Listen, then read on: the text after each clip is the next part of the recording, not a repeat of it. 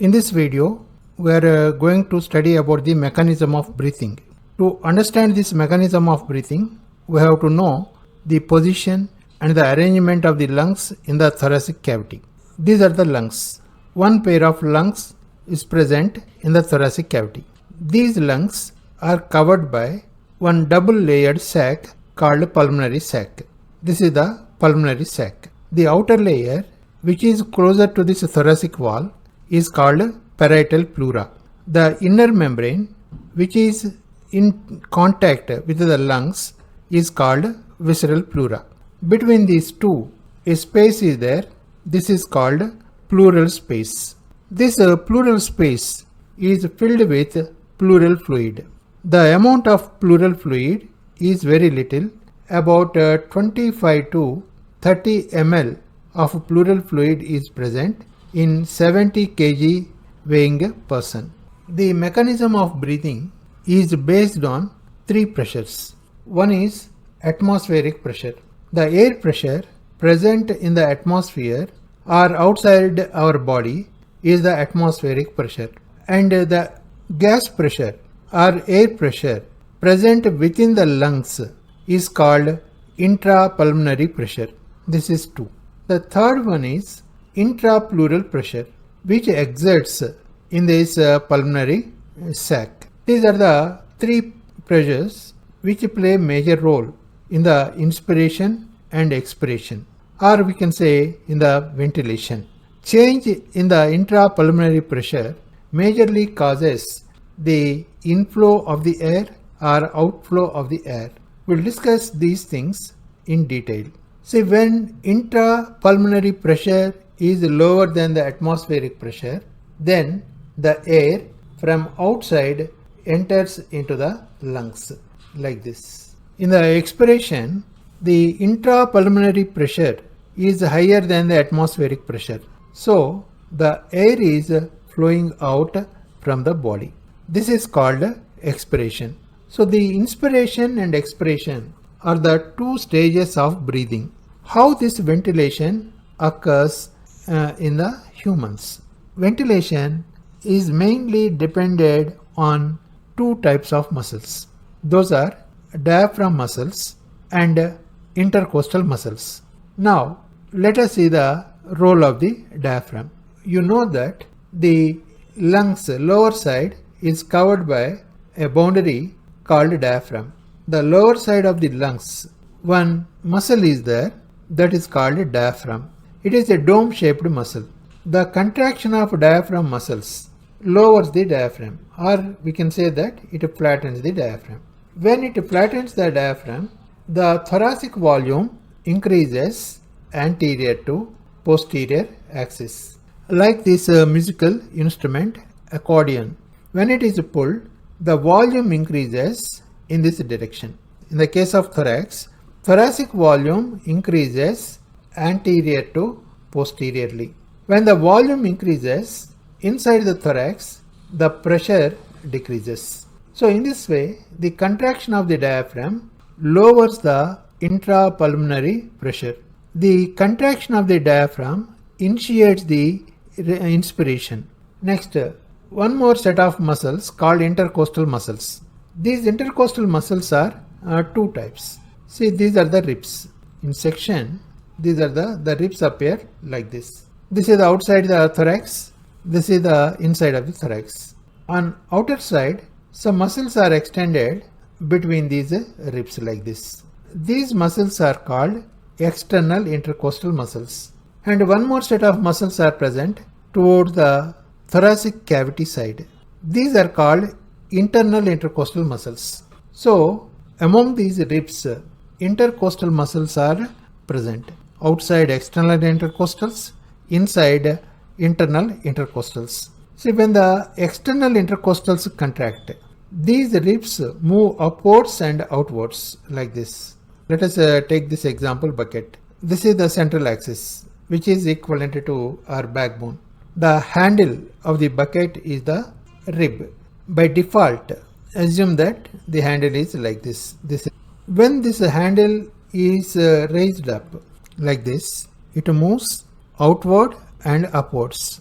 Now the distance between this axis and this handle increases. Earlier this distance is very less, so the volume is very less. Now the distance is increased, so the volume increases. In the same way, the contraction of the external intercostal muscles moves the ribs upwards and outwards like this. So the thoracic volume increases dorsal to ventral. This is the ventral side, this is the dorsal side. So the result is intrapulmonary pressure decreases. Once let us see the diaphragm movement. When the diaphragm muscles contract, the diaphragm flattens. Thoracic volume increases anterior to posterior. The pressure decreased. The contraction of the external intercostal muscles move the ribs outwards and upwards. Thoracic volume increased dorsal to ventral. So the pressure inside the thoracic cavity decreases. Hence from outside to inside, the air flows in this way. This is inspiration. In this inspiration, the air flows through nostrils, nasal chamber, nasopharynx, larynx, trachea and other air passages and into the lungs. Inspiration is active process because here it is taking place by the contraction of the diaphragm and contraction of the external intercostals. So it is an active process. Next, expiration. In this expiration, the diaphragm muscles relax. So it moves up and gets a dome shape. Earlier it was like this. Now it got a dome shape. So the thoracic volume decreased anterior to posterior. Intrapulmonary pressure is decreased. Suppose if this accordion is pressed like this, its volume decreases, pressure increases. The same way here, the relaxation of diaphragm muscles causes the dome shape to the diaphragm. Thoracic volume decreases anterior to posterior and intrapulmonary pressure decreases. Next, relaxation of internal intercostals. See, earlier this is here like this. When this handle comes down, it is moving inside inwards and downwards like this. When this bucket handle comes to its default condition, it is moving inwards and downwards. So this distance is decreased than before. In the same way, the relaxation of external intercostals lowers this thoracic cage or rib cage inwards and downwards. So the thoracic volume decreases dorsal to ventral and the intrapulmonary pressure increases. Simultaneously, this diaphragm also acquires a dome shape. Its volume also decreases anterior to posterior. This causes the forceful movement of this air from lungs to outside. It causes the movement of air from inside to outside. This is called expiration. Expiration is a passive phenomena because external intercostals are relaxing and diaphragm muscles are also relaxing. So energy is not used. So it is the passive process. This is the summary of inspiration. As we discussed, during the inspiration, diaphragm muscles, intercostal muscles contract. So inspiration is an active process. The contraction of the diaphragm muscles lowers the diaphragm. So thoracic volume increases anterior to posterior and the pulmonary pressure decreases. The contraction of the internal intercostals increases the thoracic volume from dorsal to ventral. This also lowers the intrapulmonary pressure. The net result is in the thoracic cavity or in the inside the lungs, the pressure decreases. The inflow of air occurs from outside into the lungs. This is called inspiration. Expiration. Expiration is a passive phenomena. Normal expiration is a passive phenomena. The diaphragm muscles relax, so they get a dome shape. The thoracic volume decreases anterior to posteriorly. The pressure increases. When the external intercostals relax, the ribs and sternum move inwards and downwards and thoracic volume decreases dorsal to ventral side. The pressure increases. The net result is intrapulmonary pressure increases in the lungs. So then the outside in the lungs, the pressure is 2 to 3 millimeter mercury more. 2 to 3 millimeter mercury more than the outside. So the expiration occurs. Expiration is passive process. Forceful expiration or forced expiration. In this, abdominal muscles contract. The contraction of the abdominal muscles exerts pressure on the diaphragm and it gets a further dome shape and the pressure inside the chest will increase. Thoracic volume decreases.